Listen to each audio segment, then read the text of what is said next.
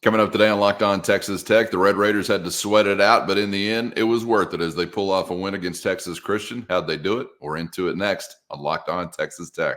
You are Locked On Texas Tech, your daily podcast on the Texas Tech Red Raiders, part of the Locked On Podcast Network, your team every day. We're going to start this thing off right. Raider!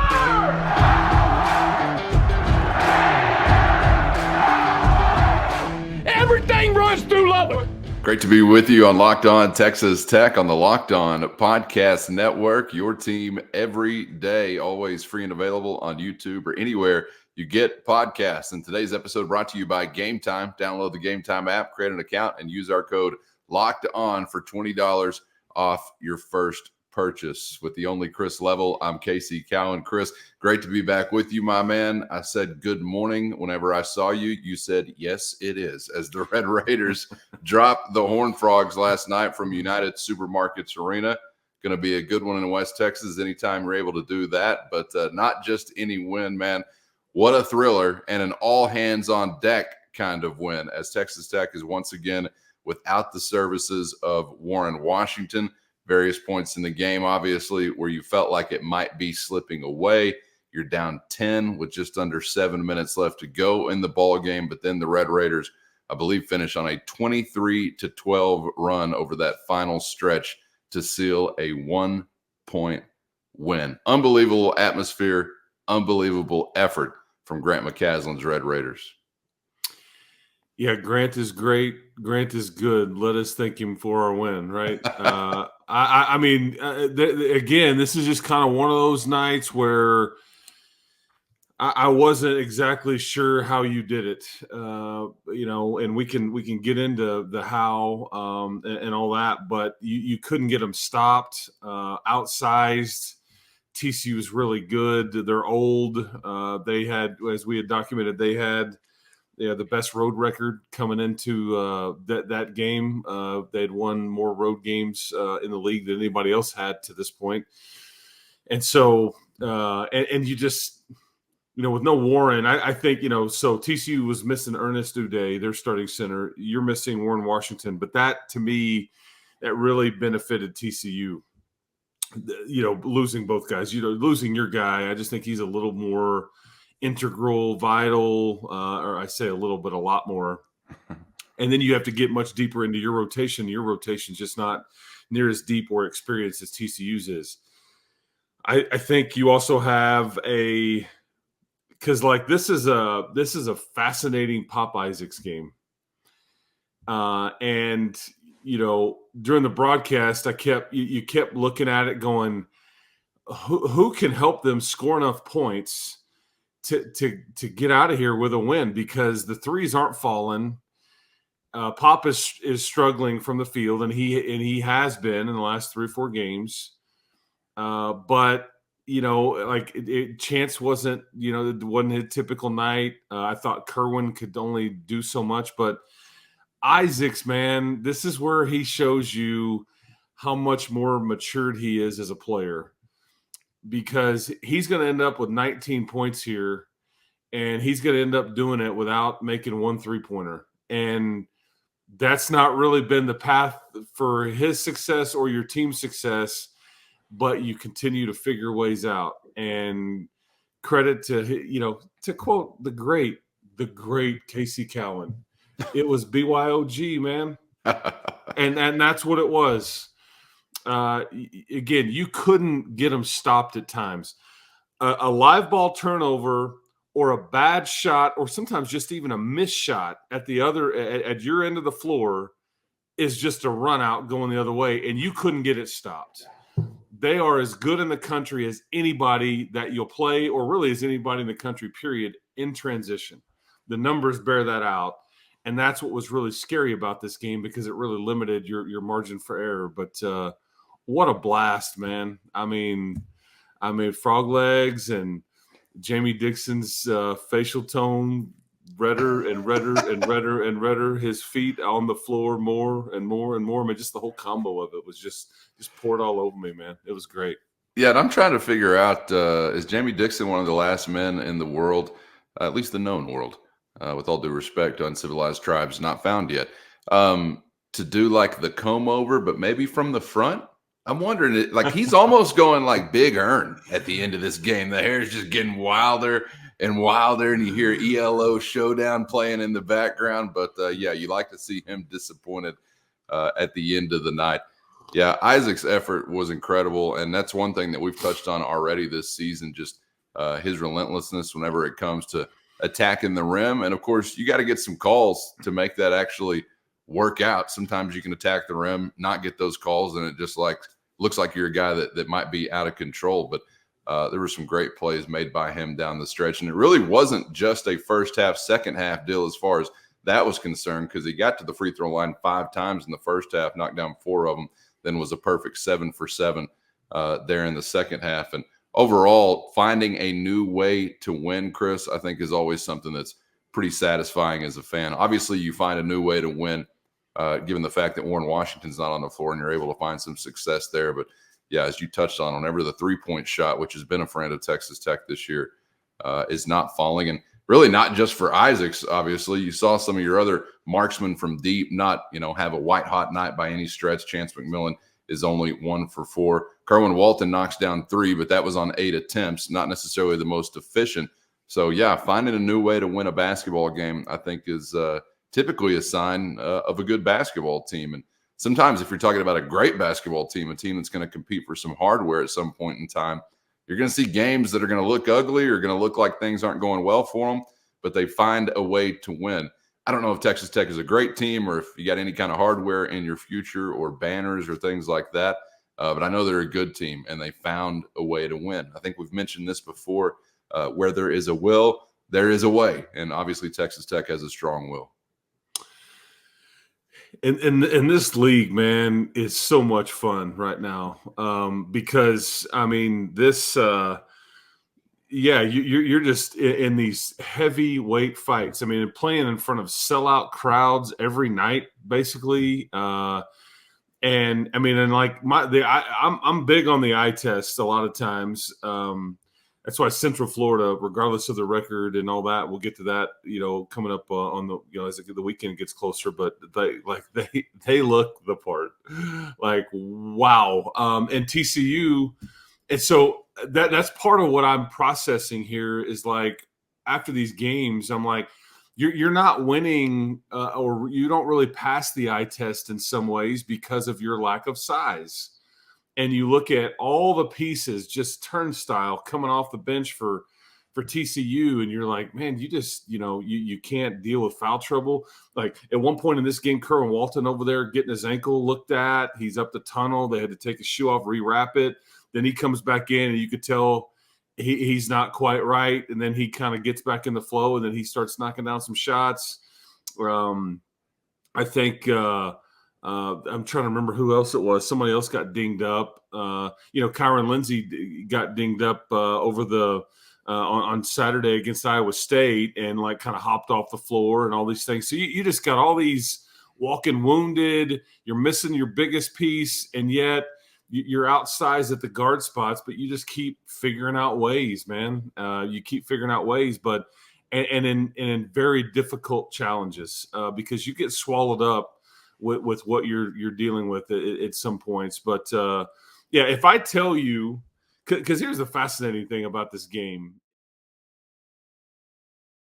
First, today's episode brought to you by Gametime, and you shouldn't have to sweat it out when buying tickets to your favorite events. And with Gametime, you never will, because it's always a breeze using the Gametime app, where you're going to find killer last-minute deals, views from every seat, and their lowest price guarantee. Gametime has deals on tickets right up to the start of the event and even an hour after it begins, which means Gametime is the place to find last-minute seats to any event. Gametime also the fastest and easiest way to buy tickets, but not just fast, also secure and simple to use. So right now, download the Gametime app and create an account and use our promo code LOCKEDONCOLLEGE for $20 off. Again, download the Gametime app today and use the promo code LOCKEDONCOLLEGE for $20 off. Last minute tickets at the lowest price, guaranteed with Gametime. Because here's the fascinating thing about this game is that if I tell you yesterday when we wake up and like we're doing the show that you're going to, and I think we even alluded to this, but you're going to make 14 threes tonight against TCU, you probably go, hammered them, just absolutely blew them out. It was one of those nights, everything went in. And this is what you did in Fort Worth. And then on last night, you hit 6 of them and yet still won. And that's very satisfying. That's very rewarding. And the free throw discrepancy was 32-14 as far as attempts go in Fort Worth.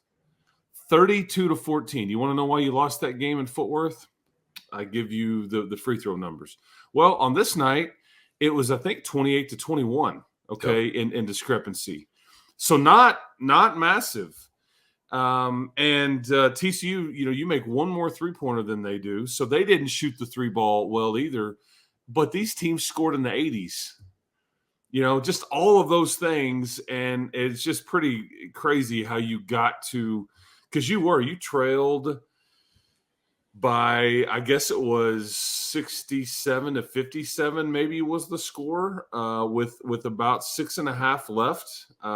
And you just couldn't really get them stopped. And then you're trying to you had some guys force some shots up, and you're just thinking somebody's either going to have to get hot or somebody's going to have to get to the free throw line repeatedly. But that's what kind of happened is you got to the free throw line repeatedly, and Pop Isaacs with that and one with about a minute to go. Yeah. And that fast break run out with that dunk by Darian Williams down the baseline. I mean, just some of those were just monster plays. Yeah, no question. And team basketball, which is what we have typically seen up to this point in the season. Yeah, it's by a slim margin, but you do accomplish the feat of making more free throws than they attempt, 24-21. And you're right, man. Statistically, it's like the inverse of what we saw in Fort Worth, where you're looking at a Tech box score and you're like, wait, we didn't win this basketball game, when you had some prettier shooting numbers and things like that last time around. Also, thankfully, the inverse, the result, as you get a win this time around.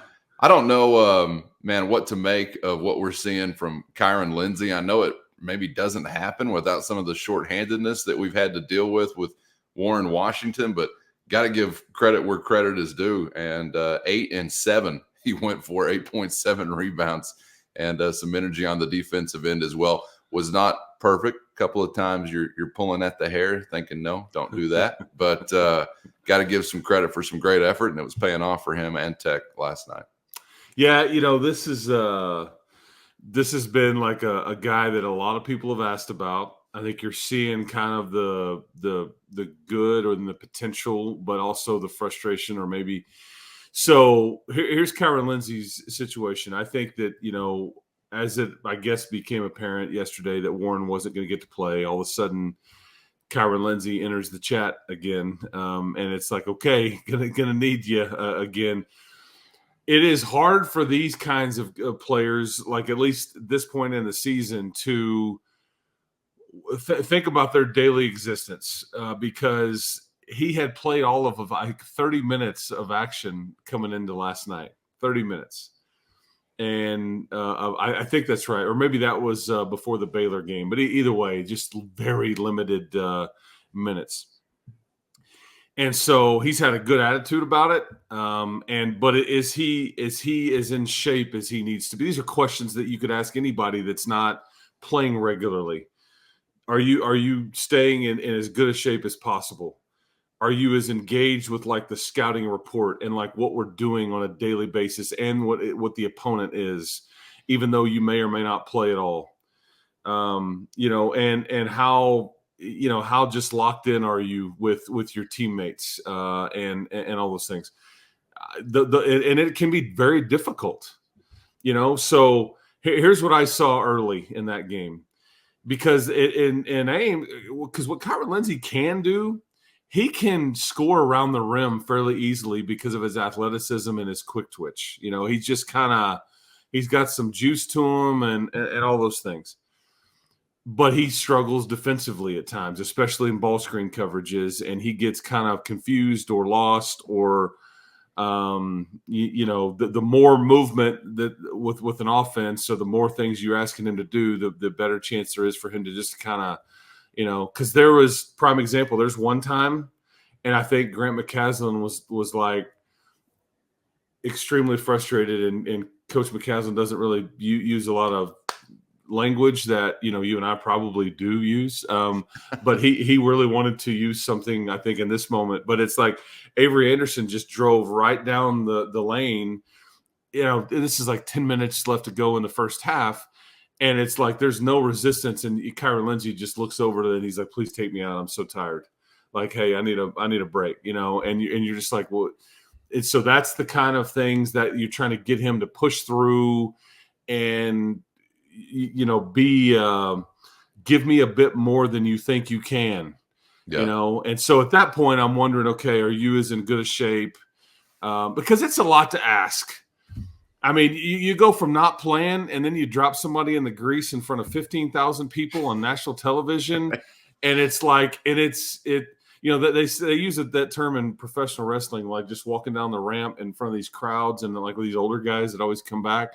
They always say, "Man, he blown up like a blowfish," like real quick, because you just get exhausted because the energy in the building it comes right out of you. And this is what I thought of last night with Kyron Lindsey. I just thought, because the environment, you said it, unbelievable. And I hope nobody ever gets used to these or takes them for granted, I should say, because it's absolutely, fascinating, energizing, and it's just like a drug being in that building whenever the students are there and you've got a good team and all that. But yeah, Lindsey, he gave you something, but it wasn't exactly squeaky clean. But you needed everything he could give you, and there was some key buckets toward at the tail end of the game that I thought, yeah, you desperately needed. I don't know, Chris. Maybe we should reduce capacity. As for some of the other guys in white, Joe Toussaint, I thought gave you a great effort, man. 14 points from him, but maybe the most impressive thing, 7 assists against only 1 turnover for Toussaint. Texas Tech was back in single digits as far as turnovers as a team with only 9. But, a lot of things, or maybe all things, run through Joe Toussaint. I know he's not necessarily your just traditional point guard, and sometimes you do want to rely on him to get some buckets for you as well. But, man, a 7-to-1 assist to turnover margin is going to be something you can make hay with just about 10 times out of 10. It has not been the easiest stretch for him through Big 12 play. Going back, I guess, a few games, we saw him come a little bit alive as far as scoring is concerned, and definitely seems like he's going to be in for a productive stretch run. Thought it was one of his best efforts of the year.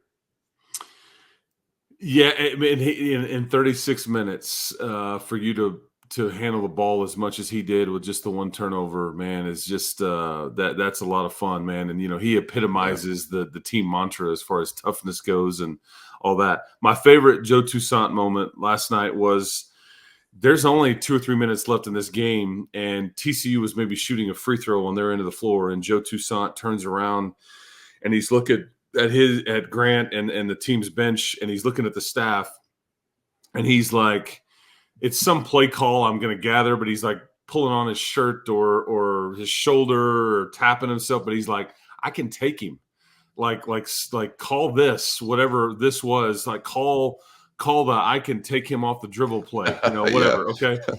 Okay. And so they come right back down, and again, TCU's kind of set up, and he just blows right by Avery Anderson, gets in the paint, and then he dishes it. And I think this may have been one of Pop Isaac's, putbacks, or like a back cut. But it was like Joe was right. He got to where he wanted to go, and it's just fun to watch. And there's trust. Like, you darn right you can take him. We will call that. Or yeah, go run it. And it's just, that's why this time of year, it's all about guards. It just is. And you better have good ones. If you don't, forget about it. And we're talking well-rounded guards, not just like good defensive or good offensive. You need a little bit of everything from you got to be able to be a Swiss Army knife from a guard standpoint, and facilitate, score it, defend. And you don't know what the night is going to dictate any given night out. And, but Joe, man, yeah, and Grant made sure to point that out with my talk to him after the game, the 7-to-1 assist to turnover ratio, just awesome. And it's hard to do, but he just didn't put his team in a lot of bad spots, and he's able to score some. It's hard to ask, much more from a kid than that, and he's been everything you would have wanted and needed out of the portal. And we all wish he was a bit taller or this or that, but he gives you everything he's got, man. And it's hard to have any issue with his performances. And he's playing through some injury and times too, but you never know it. And that's my favorite thing about Joe Toussaint is you never know. It's head down, like, here we go. There's no drama here. Let's just keep pushing. And he's emptying his bucket every night out. May wish he was a little bit taller, but we don't have to wish he was a baller because the boy is a baller. Shout out to Skilo. He wouldn't never got into that third bar. 2:47 left in the game. I'm sorry, 3:24. Final few minutes of the game. Something is happening that reminded me of a game you had won previously. First, today's episode brought to you by FanDuel, and the sports calendar keeps turning and the action never stops with America's #1 sportsbook and the official sportsbook of Locked On. And right now, new customers get $150 in bonus bets with any winning $5 bet. That's $150 if your bet hits. There are so many ways to spice up any action with their safe, secure, and easy-to-use app. So get to FanDuel.com/lockedon. And if you're a new customer, take advantage of $150 in bonus bets with any winning $5 bet with FanDuel at FanDuel.com/lockedon, official partner of the NBA.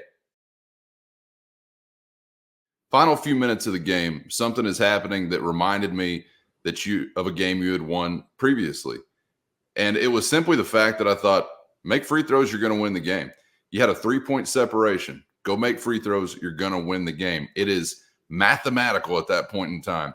If you're able to make your free throws, that you're going to win the basketball game. And from that point on, between Isaacs and Toussaint, you go 11 for 11 from the free throw line. This is not the first time that we have seen the clutch gene bubble to the surface, but I'm going to commend it and point it out every time that we do see it.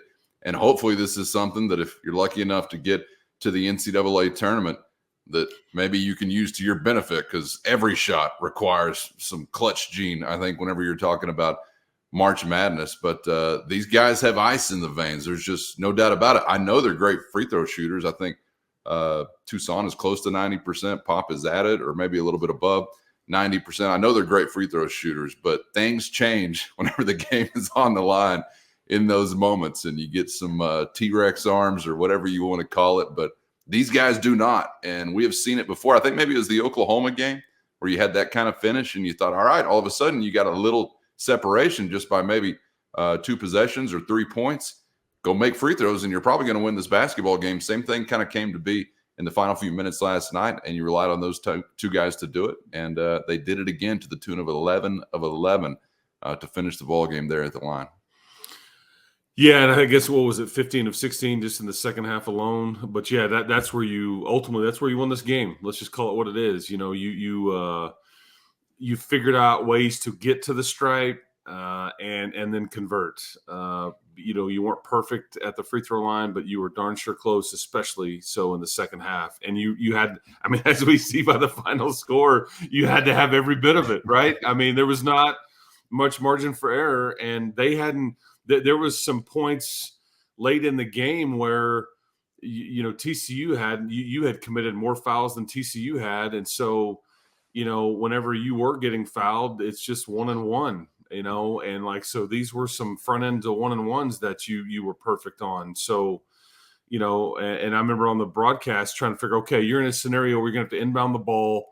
You're going to have to get it to, and Grant used some lineups, and we haven't talked about that yet, but Grant used some lineups in this game he has not used at any point this season. Like the epitome of small ball for you, where basically D5, Darian Williams is playing the center. Kerwin Walton is basically like the 4-man, and then you've got Chance, Pop, and Joe out there. So you're just really, really small, extremely skilled, and all that. But what he was doing with that particular lineup late in this game, it's like, let me put my 5 dudes out there that shoot the free throws the best. And so we were trying to figure out, okay, who do you get the ball inbounded to? And first it was Joe. Then the second time that this had to happen, it was Pop. But to your point, every one of these dudes is a phenomenal free throw shooter. We can say it now. You don't want to jinx anybody in the moment, but I think Chance McMillan is the best one percentage-wise. He just hasn't done it. I think he's like 23 or 25 is Chance McMillan on the season, but he just doesn't have the volume of attempts, and Pop does. And, I mean, he made a living off of getting to the stripe, did Pop Isaacs last night. And this is why he's matured. He doesn't mope and like, oh, my shot's not going, because he is struggling, but he's still scoring. He scores 19. Right. You know, I can't emphasize that enough. And he helped you win this game. I mean, and Joe, same thing. It's just, very, very rewarding for those kids, because, and I don't want to get into this too much, because their head coach, I think he does a great job. He just drives me crazy with some of the antagonist activity and some of the stomping and his just body language in general, especially when it's on the court and all that. But TCU's really good. I have a lot. I mean, their staff better get to recruiting, because they're basically losing their whole team once their season ends. But that's a tough bunch to beat, and it's a tough matchup for you. You know, I saw it in Fort Worth. You see it again last night. You just have a hard time with that particular group. And you had a couple of guards that just weren't going to be denied. And yeah, credit to them. I mean, it's tough to be tough whenever you're wearing purple too. So another hurdle that they've got to overcome. It was great to see our guy Micah Peavy back to shooting 33% from the field. It's like, oh, there's the guy I remember. And I was really, for a period of time, speaking of Peavy, like, oh hell, is he going to be the one that's going to put us away? I know. Scoreless in the first half. All 10 of his points came in the second half. Had some big free throws he made, had some big free throws he missed. So you couldn't script that any better, to have him really factoring in a big way, both good and bad for his team and for Texas Tech there down the stretch. But, Grant has said since he got here, toughest team wins. I'm starting to wonder if the double T means Texas Tech or just toughest team.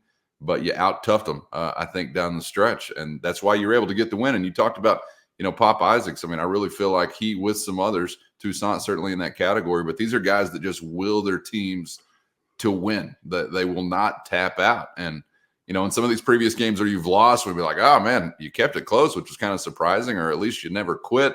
That's fun to say, I guess. It's kind of like kissing your sister or tying a ball game. It's not what you're out there to do. You're out there to get a win. But some of those things matter and obviously add up to moments like this, where that toughness is still on display, that never quit or never say die kind of attitude is still on display. And eventually that kind of thing pays off. And thankfully it did, at least for a game last night, via a 1-point nail-biting kind of win. I love that Texas Tech or toughest team. That tell me. Put it on a shirt. Yeah. Put it on a cap, something. I don't know, but yeah, that's very well said on your part. And I just think, and I'll tell you what's been fun for me is that I have enjoyed watching like Grant and his staff, because these guys are all being elevated at a different level than where they've coached at previously. Okay. In the positions that they've been in. Okay. This was a Conference USA group. And Grant has spent plenty of years in the Big 12, but as an assistant. But I don't think the league was quite as what it is now. It wasn't that way back then. But I've enjoyed watching all of them really enjoy this league and these environments, and being at a place where this building it gives you so much energy and all that, because there's 10 minutes you're down 10 with about 6.5 to go. And this could easily been one of those times where it's like, man, it's just not our night. Yeah. We're shorthanded. It's just not working. TCU, we can't get them stopped. It's just, and they just, but it's the building. I'm telling you, like, if you were one of those, I don't know how many students it holds, but that's what that group of kids was.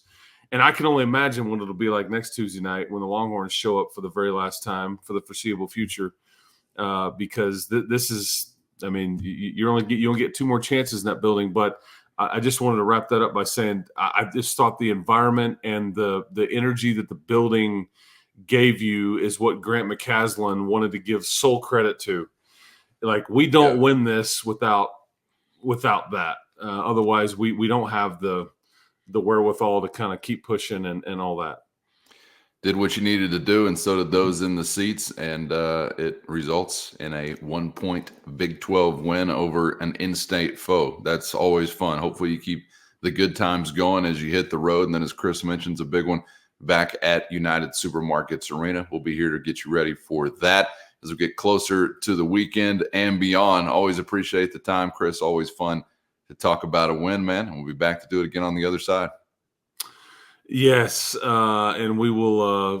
I may continue just to bask in this and all this activity. It's fun. Don't take it for granted, folks. This was a good one. It's going to pay some dividends for you.